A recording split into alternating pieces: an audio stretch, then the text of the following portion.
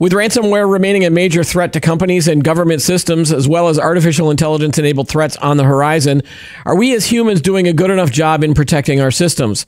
We'll ask a former Secret Service agent who now teaches cybersecurity these questions and more on this episode of Today in Tech.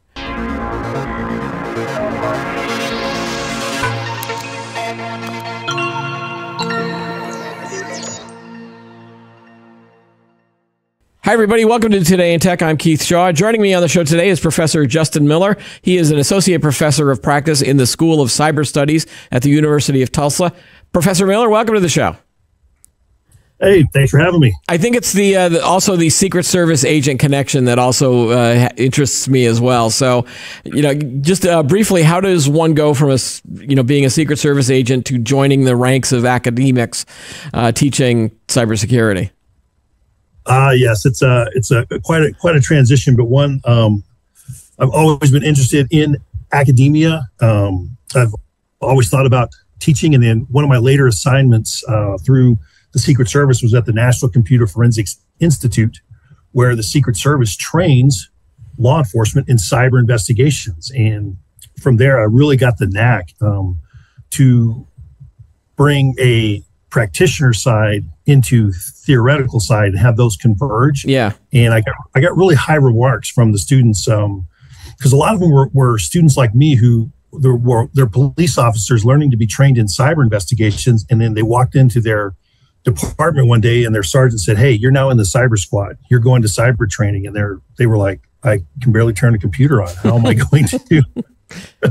Which was very similar to my career when I made it to Dallas off of protective operations. The new special agent in charge walked in and said, "Hey, you've got really good technical writing skills. Where did you learn that from?" And I said, "Well, I was a history major in college." And being able to research and spend all that time looking through the data, I found later in life when I was doing these cyber investigations, I had the patience and the acumen to just comb through lots and lots of pages and data and spend the hours finding that link to give you the evidence you need to prosecute somebody or the evidence to locate a cyber criminal. So having that ability and being able to teach that to others, to make them practitioners as well, to have them sit in a classroom now at Tulsa University, to have somebody who's in a sense who's been there, done that, has the theoretical knowledge, and has been a practitioner in cyber operations, I think is very beneficial to students because you want to see how what you're learning is going to be used in a practical application out in your profession. Yeah. And I think that's kind of what I wanted to be able on. Like I said, those students that I was teaching, those police officers I was teaching were like, "Hey, we believe in what you're doing it because you've been there, done that." And luckily Tulsa has given me an opportunity to bring that into the classroom now. Yeah. When you were first involved with the Secret Service into the cyber investigations and the cyber crime units, was the agency still in the early days of this investigations, or was it a finely tuned machine when you joined and you just basically jumped in and helped out, or were you in the early days of that? No, I came into their electronic crimes group probably 10, 12 years after its inception. It was really moving. A buddy of mine was, because I still remember it was 9/11, he was actually at the Federal Law Enforcement Training Academy in our cyber training program on 9/11. And that was probably 11 years before I returned to the field from protective operations and was able to dive in at the request of the special agent in charge, who assured me I was going to do well. Right. I doubted it at the moment, but I believe it. I believed in education, and like I said, the program was. I would say it's midway, and where we are from 2010, 2011 to where the Secret Service is now is amazing. We have some really, really smart individuals who I think at times are underutilized by the agency, but there's some really smart people operating and doing good work to serve our country, serve our communities. Yeah, obviously, like the high profile things that you hear about the Secret Service is, basically to protect the president and protect, other officials in the government. But, the cyber crime stuff, doesn't usually get a spotlight. Is that something that you liked having, or like not being in the spotlight, or was it? Would you wish that or do you wish it was like I just wish more people knew what I did? No, I like to fly under the radar. That's what the Secret Service does. And that's probably, they've got a good LinkedIn page going, but they're not known, right? They're not known for promoting themselves. And sometimes I think that's a detriment because we do a lot of good work. I did a lot of good work that was will never be known. Yeah. And in some ways that's probably good. Okay. Well, you could just tell me on the show if you want, but I do want to get to to a couple of the questions here. As you look back over the last 20 years in your involvement with the Secret Service and the world of cybersecurity, are we as humans, are we getting better or worse at dealing with the cybercrime? And I want you to answer in terms of different groups here, because there's the regular end users and consumers. There are businesses that need to protect their data, and then there's governments and public spaces that are protecting access to certain systems.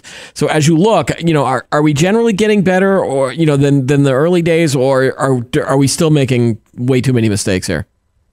Well, I think we're making mistakes, but it's kind of a mixed bag with, as technology advances and users get smarter.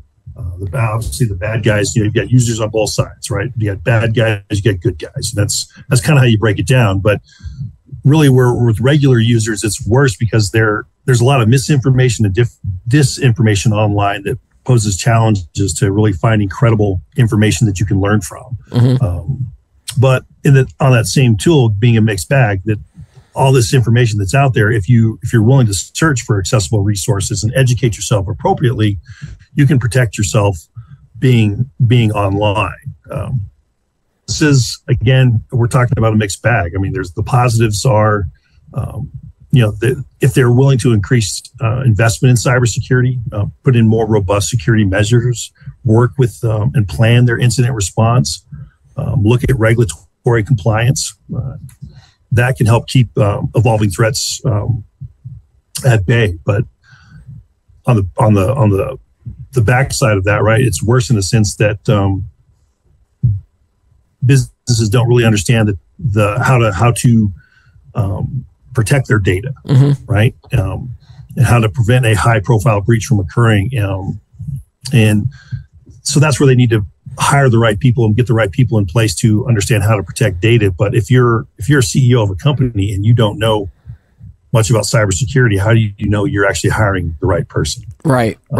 So as we go through some of these different groups, what are the biggest mistakes that a lot of these groups will make when it comes to cybersecurity? Because an end user is probably making different mistakes than a business that's set up to protect its own data. Like there are different levels of mistakes that people make, right?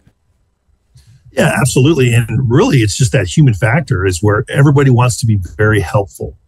And that finger, that neurological reflex to click on something right away, right? You get your hand on that mouse and you start your daily process.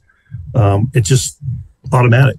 And you may miss something that was different today on your computer, or you may click something that you're just trying to, get booted up and get to your morning coffee. And that one mistake, or you answer a phone call and get distracted and give somebody an answer that you weren't intended to. And it doesn't have to be really any more nefarious than that. We can get into the weeds and talk about malware and how people can hack your network, but a lot of these it doesn't matter how robust your network is, it's the end user, whether it's a regular user, a business, or even governments, right? Yeah. Because governments you're dealing with legacy systems. And you don't know how old and processed some of our government agencies are, and the funding that they have. And I'd say the government's getting better at it, but there are still some departments out there that don't have budgets. And that could be from a myriad of things, of people in positions who don't quite understand the necessities of securing networks and the data, or not just simply having a budget. So Before the show, we talked about some of these mistakes, and you came up with you were telling me about passive reconnaissance, and that it might be on the rise. Can you explain what passive reconnaissance is from a security standpoint? Yeah, passive reconnaissance is just really nefarious actors looking at you through open source information that you're inadvertent to onto the web, out into the social media space. Mm-hmm. And I saw it a lot of times, and because it's a double-edged sword. You want to promote your company, but then when you have record profit, and then you identify that your comptroller or your treasurer or your CEO is managing a $5 million or $25 million or $100 million budget, you're inadvertently making them a target. And as a bad guy, I can just simply log on to your page, your marketing page, and just learn about who you are and what you're doing. So that's kind of what passive reconnaissance is. You're not really being actively looked at, but you've got. When I say actively looked at, like actively being physically touched or targeted, mm-hmm. It's just they're using open source publications, and then that also could be a technical aspect of just scanning your network and then finding out what ports you're operating on. And then you can even look at social engineering, right? Now you're getting just random phone calls. You're getting emails, phishing attempts, stuff like that. So that's kind of the passive stuff. But really, it's open source where you're inadvertently providing knowledge to nefarious actors about your process. And that could be taking a picture of, like a lot of times when I was doing critical systems protection advances, I would find that people were taking photographs in very sensitive places and posting them on the net. You don't need to be flying a jet aircraft and taking a photo of yourself in the cockpit and posting it on Facebook and with a caption, saying you're somewhere where, 50,000 feet over Korea.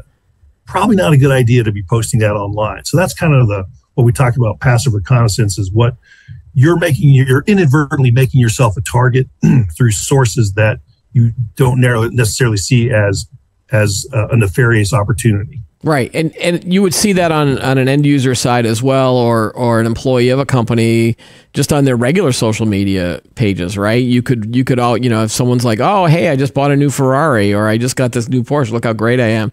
And I see this on LinkedIn even. I mean, that's you shouldn't really see that. Like, does that make yourself a target for a potential, phishing scam or trying to steal your money if we know that you've got the money, right? Oh, absolutely. Yeah. That's you're making yourself a target, and it's, like I said, again, double-edged sword. It seems like everything we do in cyber is there's a good and a bad component to it, and trying to find that happy medium to secure it all is kind of the trick. Do companies, if they might not realize that they're doing this, should they take a look at what they're posting and going, oh, maybe we shouldn't reveal this? But they do have to reveal some information if they're a public company through regulations and things like that, correct? Oh, absolutely. Yeah. And that's where our regulators need to look at maybe that information, because we want to be transparent, right? Transparency helps our processes and accountability. And sometimes that transparency makes you a target. I can think of an instance where this company, it took them 4 months to figure out that they reported record profits. They identified their treasurer, and in their press release, they said their treasurer transfers $700,000 a week. So that poor treasurer now, guess how many emails started rolling in? Like you could see when we went back and pulled the network traffic, you could see the amount of information in the email box that just increased by thousands of emails a week, trying to process what is now legitimate and what is phishing. And this individual wound up clicking on a phishing scam, thought she was changing her passwords. And then at 4:00 in the morning, these random $700,000 transfers started going out, and there was no process in place that was checking why is our treasurer logging in to their network at 4 a.m. and making these $700,000 transfers. And then you got the frantic call to the Secret Service going, hey, can you help us? We've got $7.8 million that's been transferred out over a 4-month period that we thought was legitimate that is not. How can we get that back? Yeah, yeah. Do businesses tend to be wary of contacting the Secret Service in cases like this? Like, do you feel like you were always brought in, after that barn door was open? Yes. Yeah. I mean, we try to do these community engagements to get you thinking about this ahead of time. Yeah. Because a lot of times, a lot of stress. I found that people were meeting each other for the very first time in a high stress environment during a breach investigation. And nobody's really friendly and willing enough to give a lot of good information to help you investigate when there's like 9 lawyers in the room, right? Because everybody's worried about protecting their job and their livelihood. And it was intriguing to see the blame start to be placed and targeted. And that's another thing that I want to teach our cyber students at the University of Tulsa is to be an advocate for yourself during that crisis response. And hopefully there's been an incident response plan in place, practice, a holistic environment where everybody is basically involved in the cybersecurity of the company. Yeah. Because a lot of times I was sitting in that room and they want to know who they can blame. And then they pivot to the Secret Service and they're like, hey, how can you get our money back? How can you help us? And it's after the fact. We're kind of like, we're here to catch bad guys. Yeah. And you should have had these processes in place early on. But given our investigative knowledge, and obviously it's a white collar crimes investigative agency in most cases. So we understand banking laws, and you start working with your banking counterparts to try to trace those funds and keep them from leaving the United States and recalling them. Yeah, I wanted to ask you another question about some of the mistakes that people are making. And this is what I call the I don't care attitude, that sometimes when I'm talking about security with either colleagues or friends, you get this attitude of, for example, from a consumer, they always go, well, my data's already out there, so why should I bother about cybersecurity? You get that, we're all screwed anyway, so, why should I, not write my passwords down on a Post-it note.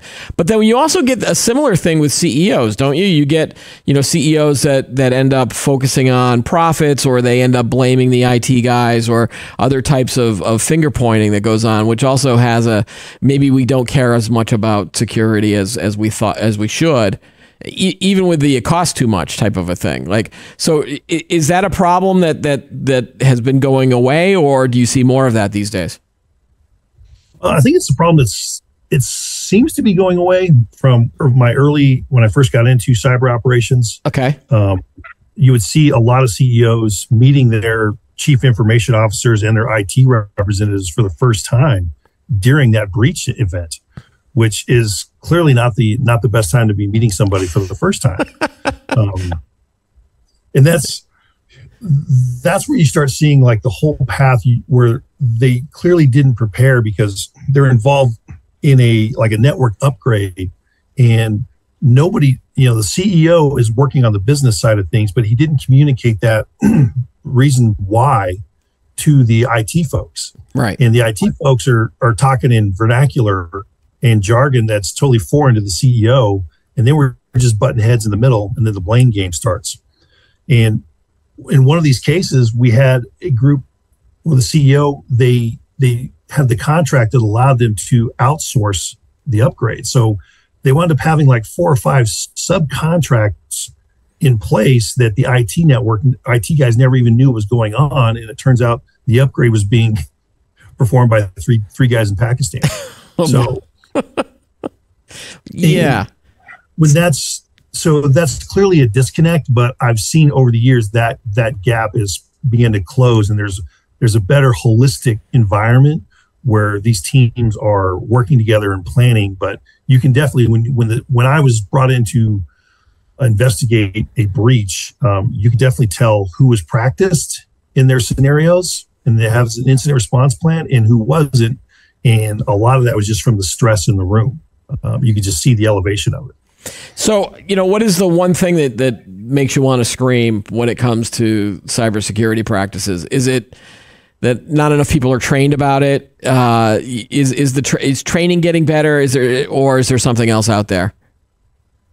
No, the training's getting better. It's just what makes me want to scream is just that autopilot that humans, they're not looking at I'm just here to process, my job. And that when you access a company's network, when you touch their computer to log on, you now have pretty much the complete access, right? And you can talk about segmentation or what have you, isolation of systems, but when you're an employee touching your company's network, that's where you really need to be paying attention. And so many times, again, I've been in rooms where the CEO was like, well, I needed to wire this $100,000 over here, but I was trying to buy my wife her Christmas present. So I was online on the computer and I got confused. And you're like, those two processes should never have been occurring on the same computer. And then your attention should have been laser focused when you're accessing your company's network with your company's money. So that's the frustrating part is a lot of people don't realize that where you are in the company, no matter what level, if you're given a company computer that accesses the company network, you're an important individual. And what you're doing on that network could have large consequences for your company and really your job. Yeah. Have you seen the different types of attacks change over the years? Whether it's, I think initially a lot of the cybercrime stories that we would hear about would be, we were there to take down a system. Like, we're going to shut down this website. We're going to shut down the company for a while.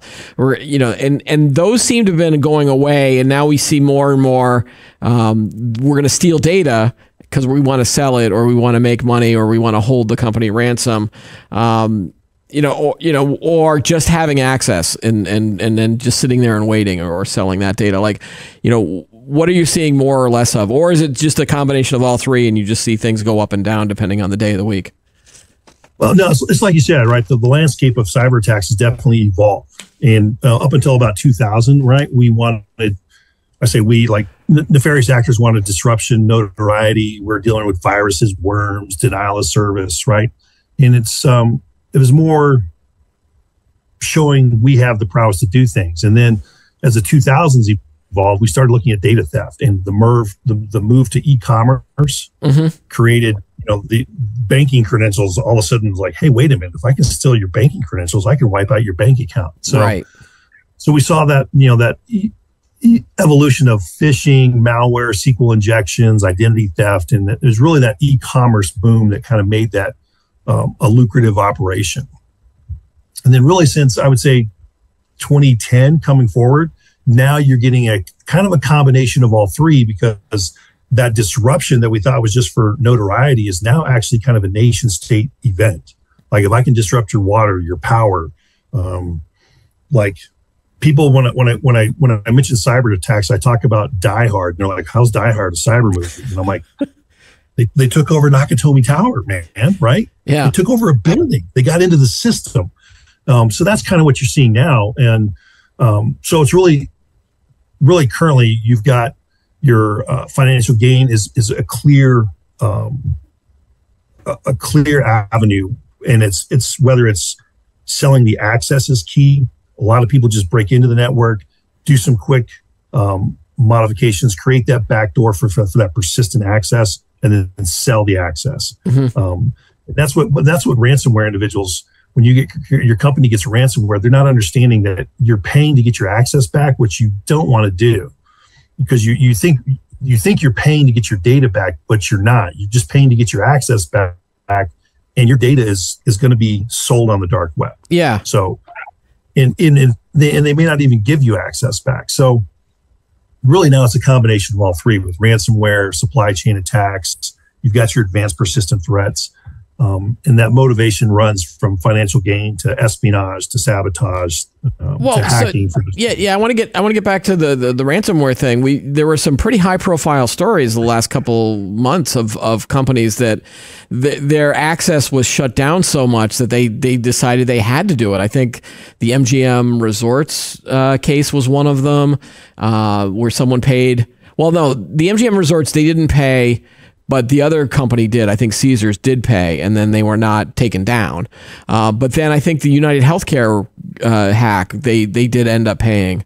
And we also hear of hospitals paying, and just because, again, it's a life or death critical situation, and the CEOs have to make that decision. Like, so does that frustrate you that more and more companies are actually paying the ransom? Yeah, I mean, it's frustrating, but you can see where especially with hospitals, right? It's it's really unfair. Like to your targeting. Well, nobody ever said the criminals were fair. I mean, right, exactly, right. They don't care, right? Because they're going to go after the most vulnerable target because they know there's more incentive to pay. Yeah. And then if they can, in some ways, some cases, if they can make you look silly doing it, they're going to. But yeah, hospitals are victimized.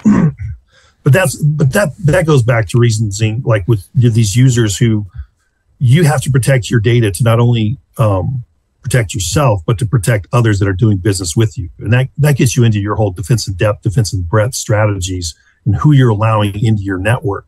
And those partnerships really need to be defined and well-versed, because nobody wants different individuals really inside of their business operations and maybe, have a trade secret theft or some other business operation taken from them. But when you're partnering with multiple vendors, there's got to be a meeting in the room with all of these vendors to help you understand how you do your cybersecurity and how I do my cybersecurity, and how that can merge and be holistic, and we're both protected, and that you're going to notify me if there's a strange occurrence. Right.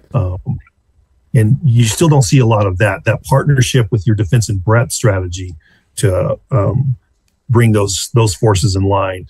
I've worked with a lot of school districts who had to just shut down all of their external operations because they didn't have those meetings ahead of time, where it wasn't so much as them, they shut down some of them, but when they notified their vendors that they had a breach, their vendors locked them out. So they couldn't communicate, which made lunch deliverables hard, medical supplies, janitorial supplies deliveries, a lot of functional processes that got delayed because they didn't have that cybersecurity discussion early on.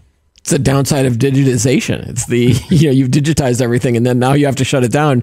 You have to remember what the pen and paper process was for a lot of these things. Yeah.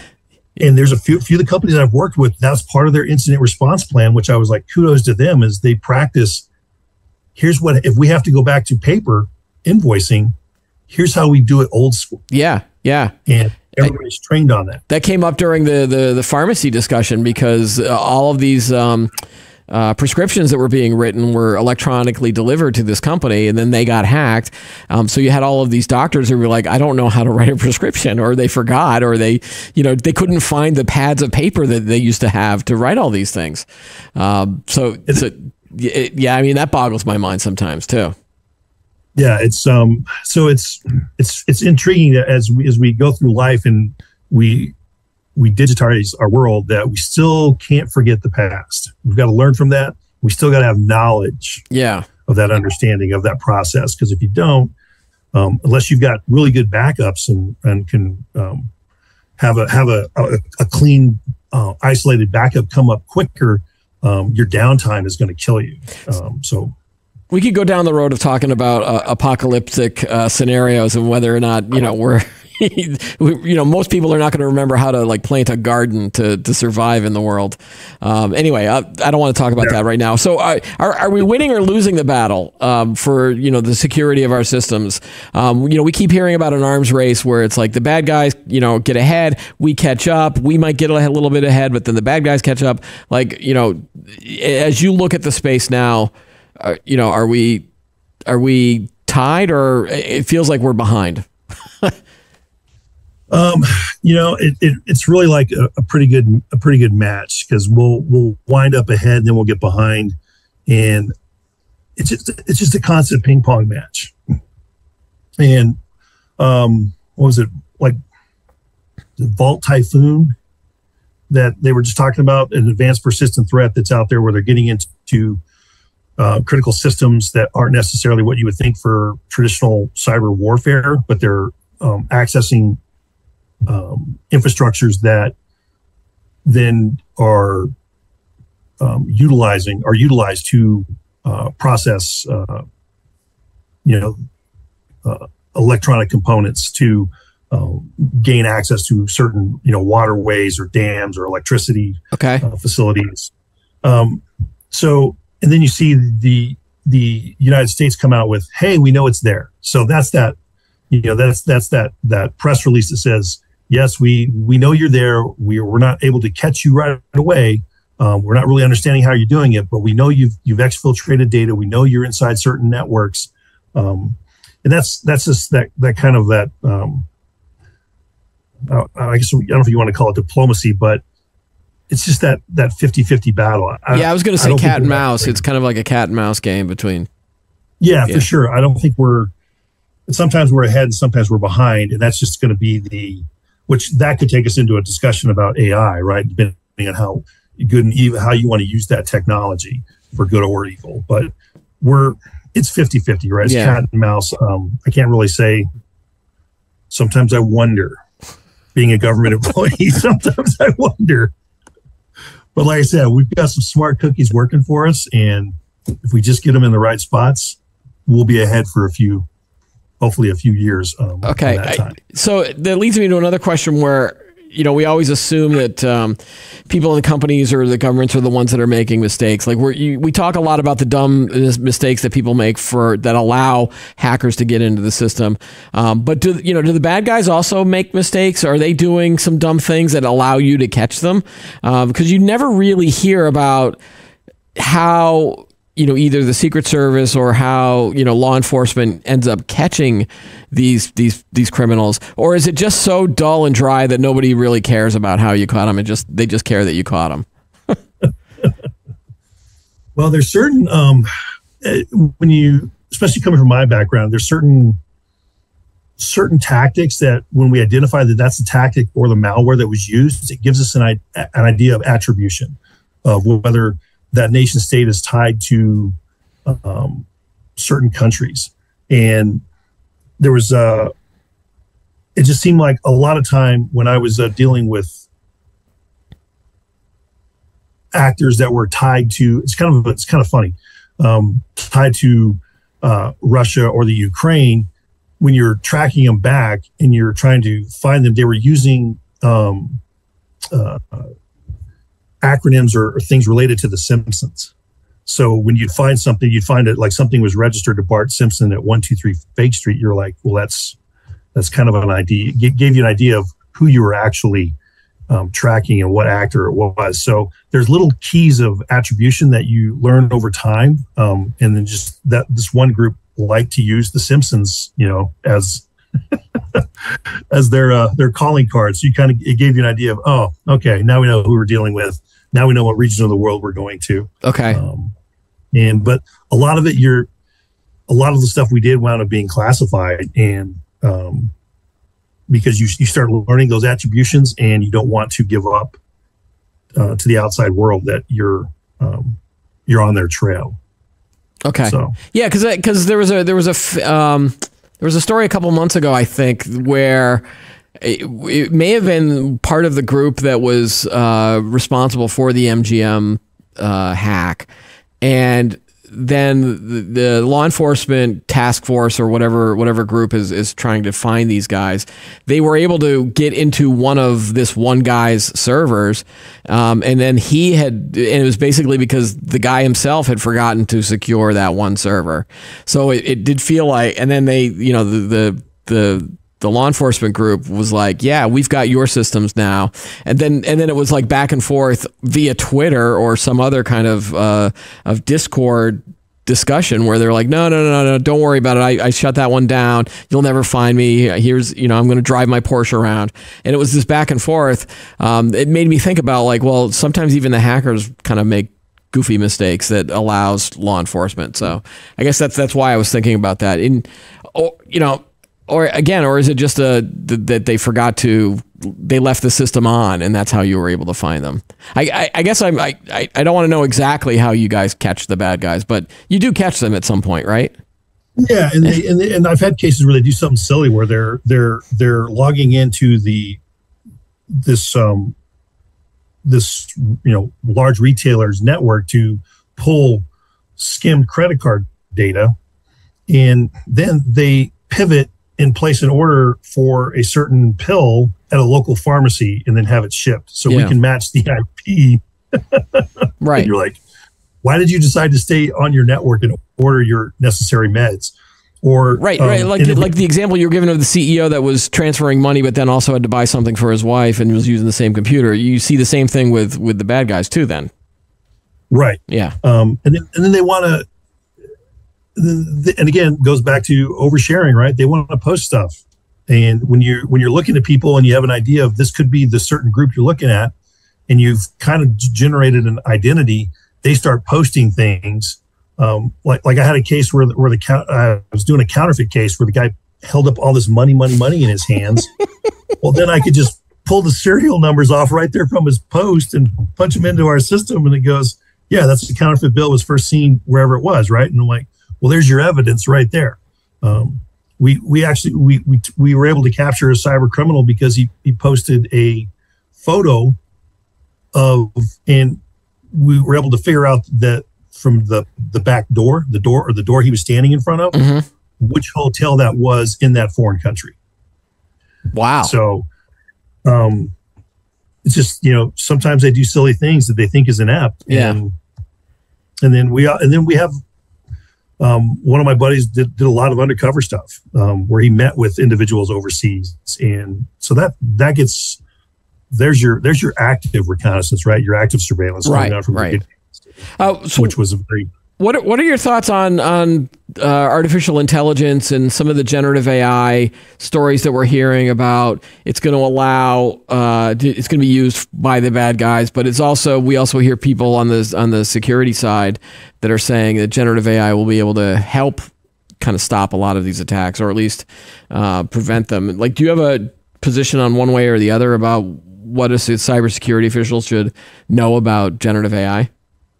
Yeah, I think in the realm of predictive and analytics, understanding how your network operates and what anomalies can be targeted from having AI operating on your system that can hopefully be an earlier warning system. You can probably use it for enhanced authentication when it comes to biometric authentication systems, right? Provide a more secure, reliable way to log in that way, to verify users. And it just it can be used, I think, to give you an improved defense overall. Yeah. No, just analyzing vast amounts of data quickly. Yeah. On the other hand, are you also concerned about a lot of the stories around deep fakes and audio cloning, audio voice phishing, and things like that? Or is that? Yeah, it's intriguing, because when I first came into the Secret Service, when we'd photograph evidence or photograph our suspect, we had to use a Polaroid. And then you would, have the bad guy sign that, and you'd sign the back of it, and then another agent would sign it, so you had a witness. And it seems like with that process now occurring, that we're having to go back to Polaroids, because you're now having to, like the other day, we did a family photo because my parents were in town, but my brother-in-law wasn't there. I sent it over to my daughter. When I got it back, my brother-in-law was now in the photo, right? So you're now having to dig deeper into the photograph to look at the metadata to figure out what changes have occurred. So you can't take things at face value anymore. Right. When you're looking at a video in this voice stuff but there are ways to disprove what it is. But it's kind of like, once that accusation is made that you're a bad guy and you're found not guilty, you can't really go back to your previous job in most cases, right? Slander may not stick, but it stains. It's kind of the way I look at that AI and that generative process with deep fakes. It creates doubt where I think you could be cruelly victimized from that, using AI in that way. So yeah, I mean, so it feels like if you start seeing a lot of this, that you have to, as an end user or a potential victim, you have to really double check or verify, trust no one that you know that the request is legit, right? Absolutely. You take it at face value, but don't take it as 100% accurate. Yeah. So what are some of the biggest tips that you give to your students when they come into your security and cyber studies class? Like, do they come in with a general knowledge and they're like, oh, I would never do that, or are they young and fresh and you have to mold them into cybersecurity officials? I think they're young and fresh, and they have a very naive aspect of what being a cybersecurity professional is. And then when I start talking to them about professional liability insurance, they're like, "What?" And I go, "Yeah, when you're sitting in a room and everybody's going to pivot to the IT people if there's a data breach, and you want to be able to protect yourself, especially if everybody starts laying blame." And I've seen that where now the CEO is cleared of any wrongdoing, and then the CISO gets cleared, and then it all starts rolling downhill, and it's unfairly placed at the IT level. And you want to be able to protect yourself in that way. And that's why we also teach surviving the conversation. A lot of times I was in these rooms where you got wicked smart people running their networks, but they're not exactly socially prepared to communicate well with others. And that's what we're trying to do at Tulsa, is not only do we have the technical acumen, but we're trying to teach social skills that under pressure, that a lot of these kids, I say kids, right? They remind me I've got a good dose of being reminded that I'm old. So, which is when you're using Top Gun references and everybody looks at you like, what are you talking about? You're like, oh my God. Well, they did make a sequel. Exactly, right? That's what I said. I was like, check it out. So that's what we're trying to teach them, how to, advocate for themselves, communicate effectively, especially taking technical jargon that sounds foreign to people and putting it in a way that regular users can understand, and then help them understand the business side. And that's what, with the cyber studies program at Tulsa University, you're getting professors from MBAs, from psychology, and how you're using these tools and how they're being utilized in a digital world. Then you have guys like me who come from chasing bad guys, understanding network investment and how you can quickly go in and mitigate and help remediate, and then get the necessary evidence to quickly find the trail that you need for the infiltration, the aggregation, the exfiltration, and is there persistent access in a network? Yeah. So, and then obviously you're teaching defense in depth strategies, password protection. It doesn't have to be something magical. It just has to be sophisticated.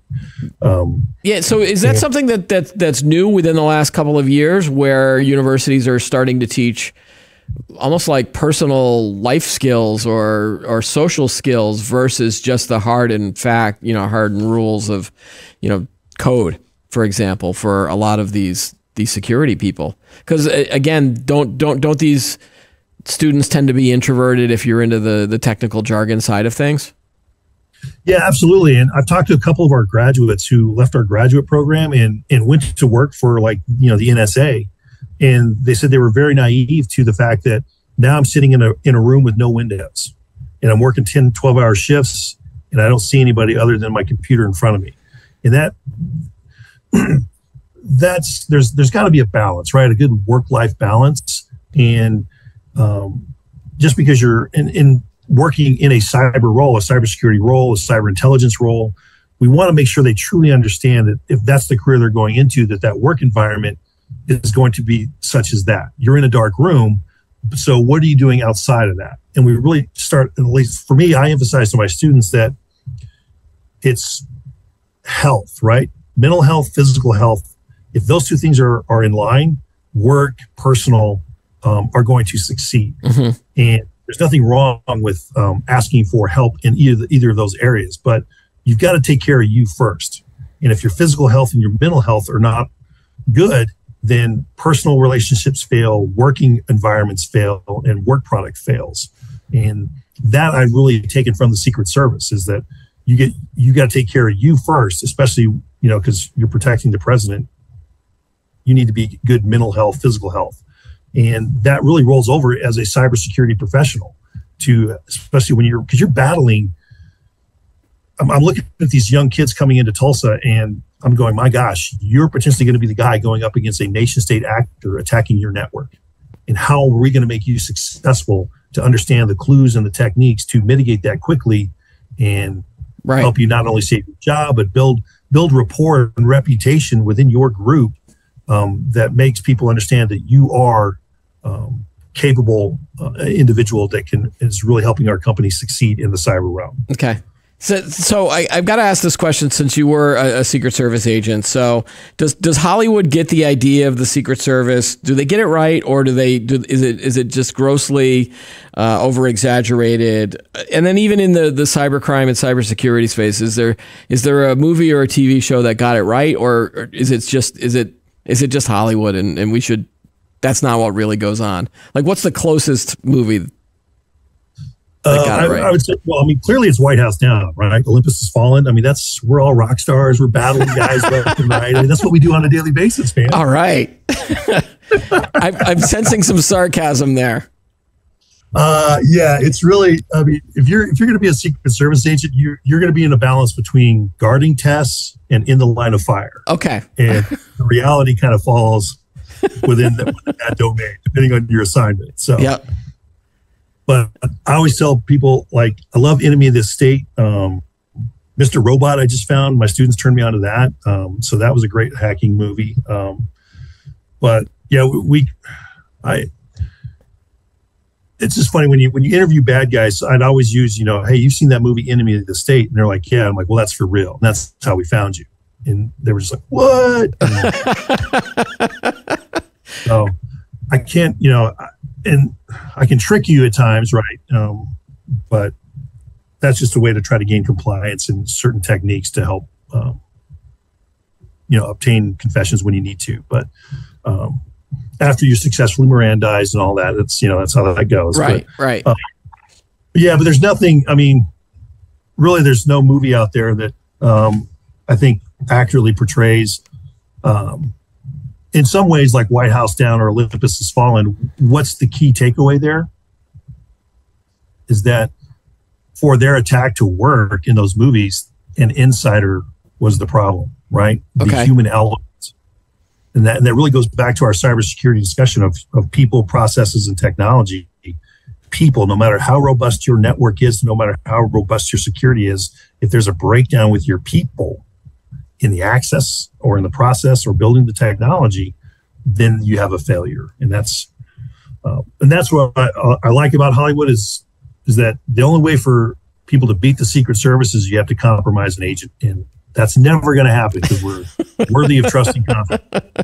All right. Professor Miller, thank you so much for being on the show today. And again, great stories from your experience and in the cyberspace. So thank you. Absolutely. Call me offline. We'll talk some more. All right, cool. That's all the time we have for today's episode. Don't forget to like the video, subscribe to the channel, add any comments you have below. Join us every week for new episodes of Today in Tech. I'm Keith Shaw. Thanks for watching.